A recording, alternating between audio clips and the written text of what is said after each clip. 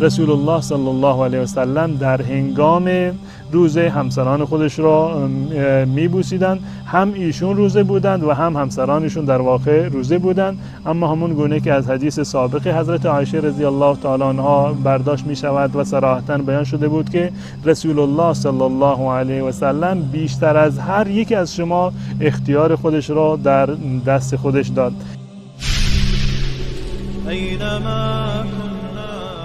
شبکه توحیدی ایمان زلال تقدیم می کند.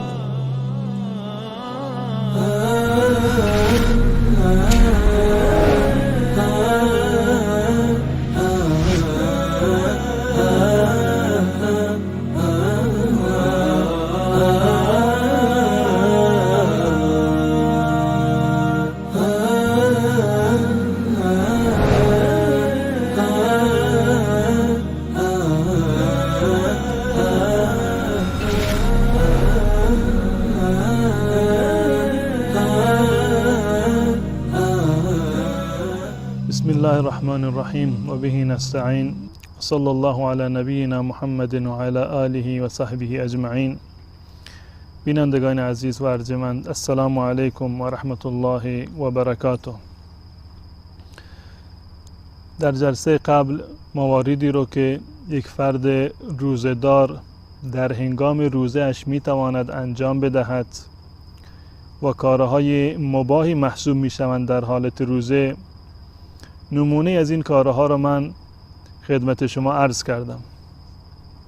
در این برنامه هم انشاءالله میپردازیم به بیان برخی دیگر از مواردی که یک فرد روزه‌دار در حالت روزه اعم از روزه‌های فرضی یا روزه‌های نفلی میتواند انجام بدهد و هیچ گونه تضادی با روزه ندارند. یکی از این موارد که بر اساس نیاز هست، طبعاً که احیانا خانم ها شاید به این مورد نیاز داشته باشند و شخص روزه‌دار چاره‌ای نداشته باشد جز این که این کار رو انجام بدهد، چشیدن غذا هست. فرض بفرمایید که خانومی و کدبانویی برای پختن غذا و برای تعیین کردن مقدار نمک غذا و شوری و بینمکی غذا نیازی به این دارد که غذا را در واقع بچشد. از نظر شرعی هیچ گونه اشکالی ندارد و افرادی که بنابر نیاز و چون که لازم شده میخواهند که غذایی را بچشند و بدون این که این غذا را فرو ببرند، این آب دهانشون را فرو ببرند، هیچ گونه اشکال شرعی ندارد. حضرت عبدالله ابن عباس رضی الله تعالی عنه در این زمینه قولی را دارد که برای کسانی که نیازی دارند در این زمینه و میخواهند غذایی را بچشند و اصلاح روزهشون در این زمینه میفرماید که باطل نمی شود و این یک روایت حسنی هست که در مسند و در مصنف ابن ابی شیبه از عبدالله ابن عباس رضی الله تعالی عنه نقل شده و عموم فقها هم نظرشون در این زمینه همین هست که اگر بر اساس نیاز یک فردی غذایی رو چشید، این در روزه اش هیچ گونه تأثیری رو ندارد و باعث شکسته شدن روزه نمی شود. اما یک مورد دیگری که در این زمینه وجود دارد و بسیار در این زمینه سوال و پرسیده می شود، اون مورد این هست که برای شخص روزه‌دار جایز هست که همسرش را ببوسد یا این که زن و شوهر همدیگر را در حالت روزه به آغوش بکشند. این گذشته از این که از عمومیات احکام فقهی در این زمینه از کتاب و سنت جایز هست، بلکه از عمل رسول الله صلی الله علیه و سلم و از گفتار ایشان کاملا مستند هست و که این امر یک امر جایزی هست و باعث شکسته شدن روزه نمی شود. حضرت عایشه رضی الله تعالی عنها در این زمینه می فرمایند که کان النبی صلی الله علیه و سلم یقبل و یباشر و هو صائم. رسول الله صلی الله علیه و سلم همسرانشان را میبوسید، در آغوش میکشید و همچنین در حالتی که ایشان روزه بودند و در ادامه میفرمند و کان املککم لعربه. منتها رسول الله صلی الله علیه و سلم در این زمینه از تمام شما قدرت بیشتری داشتند بر مهار کردن به اصطلاح نفس خودشون، یعنی اینکه اگر انسان مطمئن هست که اعمالش در اختیار خودش هست اختیارش را در واقع از دست نمیدهد. از نظر شرعی برایش جایز هست که همسرش را ببوسد و زن و شوهر همدیگر را در واقع به آغوش بکشند. و همچنین روایت شده باز هم از حضرت عایشه و همسران دیگری ایشون هم مطالبی مشابه به این نقل شده که ایشون می‌فرمایند که کان رسول الله صلی الله علیه و سلم یقبلنی و هو صائم. رسول الله صلی الله علیه و سلم در هنگام روزه همسران خودش را میبوسیدند. هم ایشون روزه بودند و هم همسرانشون در واقع روزه بودند، اما همون گونه که از حدیث سابق حضرت عایشه رضی الله تعالی عنها برداشت می شود و صراحتاً بیان شده بود که رسول الله صلی الله علیه و سلم بیشتر از هر یک از شما اختیار خودش را در دست خودش داد. یعنی این که اگر فردی مطمئن نیست که روزش را نشکند و این در واقع بوسه منجر به شکستن روزه نشود، از نظر شرعی چنین اختیاری را دارد. اما اگر کسی واقعا میترسد و بیم و هراس این را دارد که اگر تا این اندازه پیش برود چه بسا که منجر بشود به شکستن روزه‌اش و نتواند خودش را کنترل بکند، پس در این صورت حکم شرعی هم این است که این برمیگردد به اختیار اون شخص که وقتی که نمیتواند خودش را کنترل بکند، پس بنابراین باید از این مقدمات هم پرهیز بکند. و این عمل مخصوص رسول الله صلی الله علیه و سلم نیست، یعنی هم برای رسول الله صلی الله علیه و سلم این عمل جایز بوده، زیرا که عمل ایشان به عنوان یک نوع حکم شرعی و بیان جوازی هست برای تمام امت.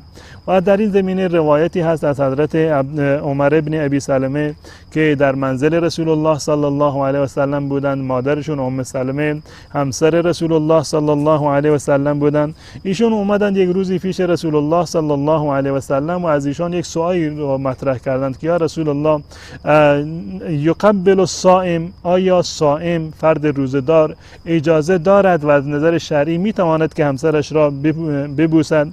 رسول الله صلی الله علیه و سلم به ایشون فرمودند که از این سوال بکن، یعنی اشاره کرد به مادرش که از مادر خودت این سوال را بکن که جوابش را برای شما بیان میکند. و همسر ایشان حضرت ام سلمه رضی الله تعالی عنها خبر دادند به فرزند خودشون که بله رسول الله صلی الله علیه و سلم این کار را انجام میدهند. حضرت عمر ابن ابی سلمه رضی الله تعالی عنه بعد از اینکه این جواب را از مادرشون دریافت کردند، خطاب به رسول الله صلی الله علیه و سلم عرض کردند که یا رسول الله، قد غفر لك ما تقدم من ذنبك و ما تأخر. الله متعال گناهان گذشته و آینده شما را معاف کرده. اعلام کرده الله متعال که گناهان شما تمام بخشوده شده. شما شاید در این زمینه با ما حکمتون یکی نیست، شما شاید این یک نوع خصوصیت و ویژگی باشد برای شما. رسول الله صلی الله علیه و سلم فرمودند اما والله انی لاتقاکم لله و اخشاکم له.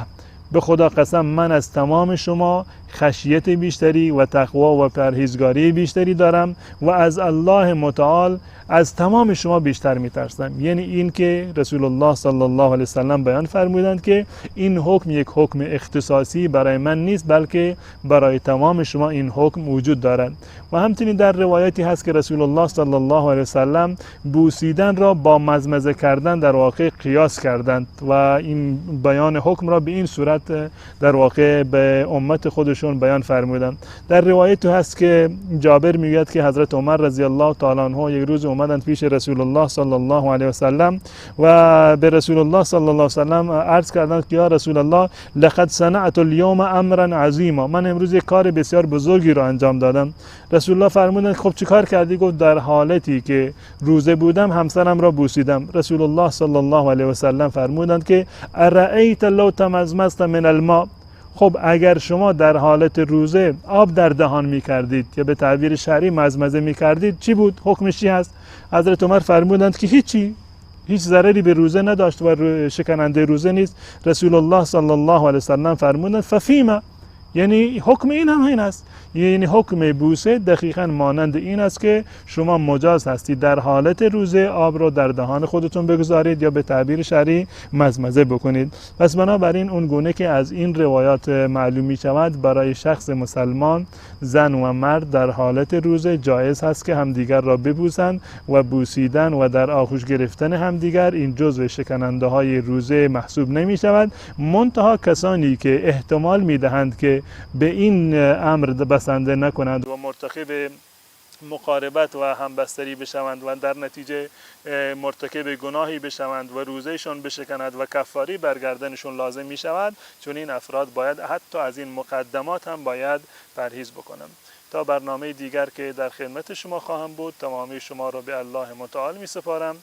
السلام علیکم و رحمت الله و برکاته.